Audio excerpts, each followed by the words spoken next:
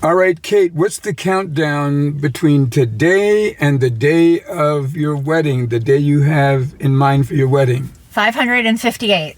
Right, and how many candidates do you have lined up? 558? No, sir. Okay. No. 558 days, but not 558 candidates. No, 558 days. Okay, and how many candidates? None that I'm aware of. Okay, so none running for office as of yet? That I'm aware of. Okay, that you're aware of. Okay, whoever they are, they need to come out of the woodwork. Yes, they need to make themselves known. And make themselves known. I do want you to know that there were a couple of comments on your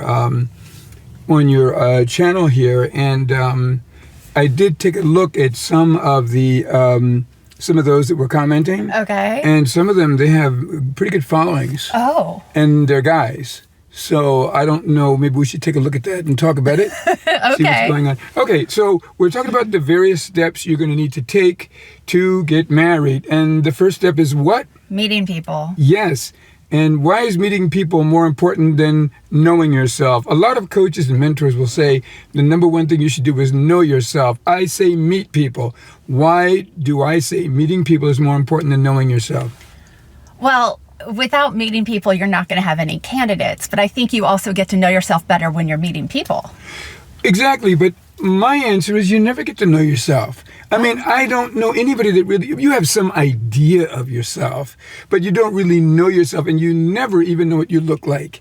You know, when you look in the mirror, you see a distorted version of yourself, and you think that's you.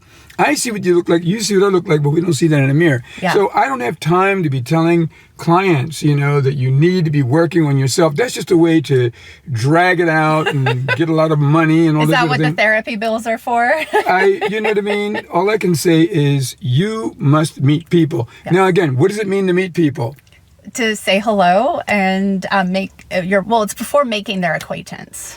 Okay, it's called making contact. Making contact, Come on now, make contact. You know, when extraterrestrials want to meet us, they got to make contact. Okay. Okay. Making contact. Want to make contact, right. And how do you make contact? You say hello. That's it. You can just say hello. And sometimes, you know, if a man is intuitive enough, you can make contact with a smile, with your eyes, drop a hanky. Well, we're not from the Victorian era, but...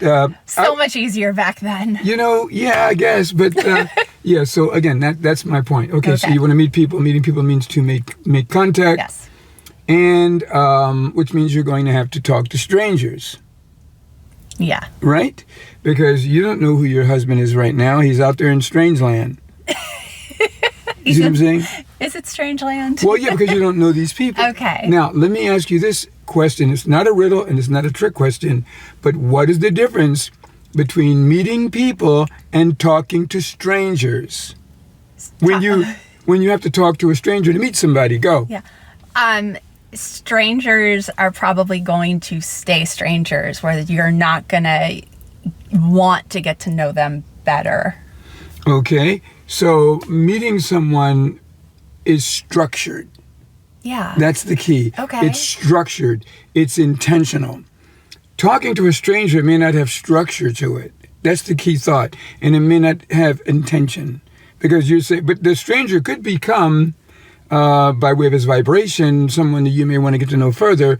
But initially, we're not talking about that. We're talking about like these people coming down the street right here, or people you encounter in your day-to-day life,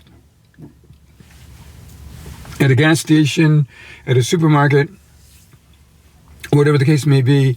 And but here's the point I want you to keep in mind, though, and that is, what happens if you see a cashier and you're engaging with this cashier every time you go into a store, and they know your name and you know their name? Mm-hmm.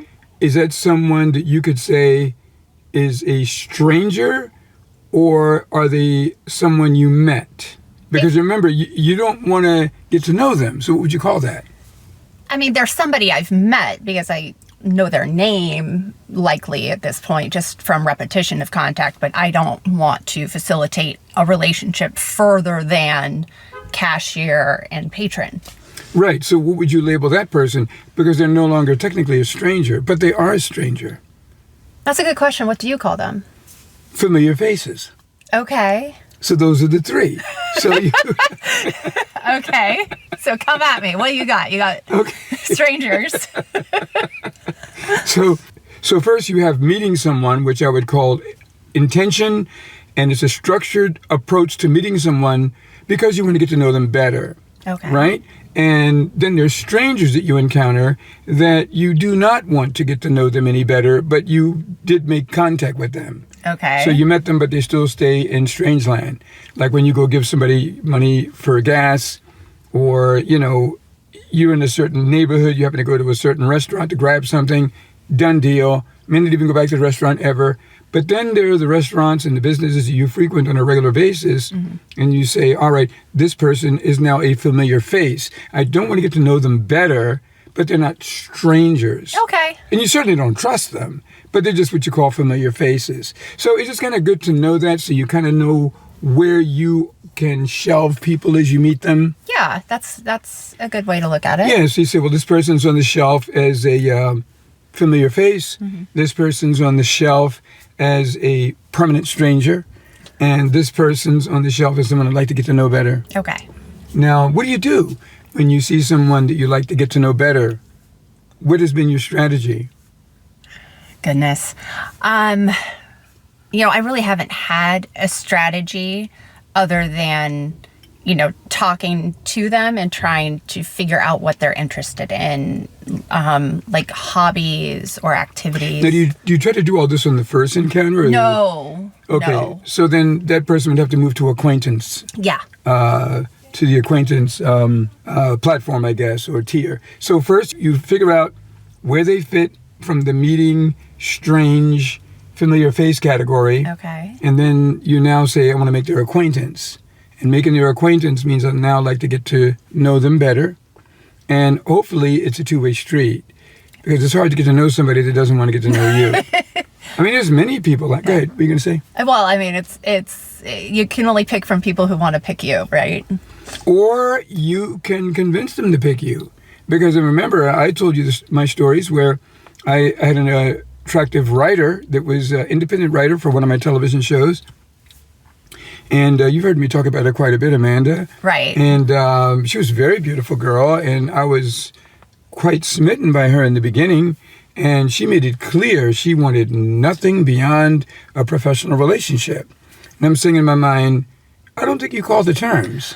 Well, but you still had repetition of contact in a different setting. And so I feel that, yes, that can be nurtured.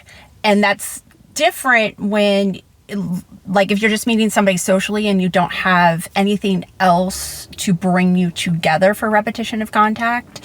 Like, so your situation is just a little bit different. But you can still have repetition of contact and not get the response or not get that interest in you as you are in them.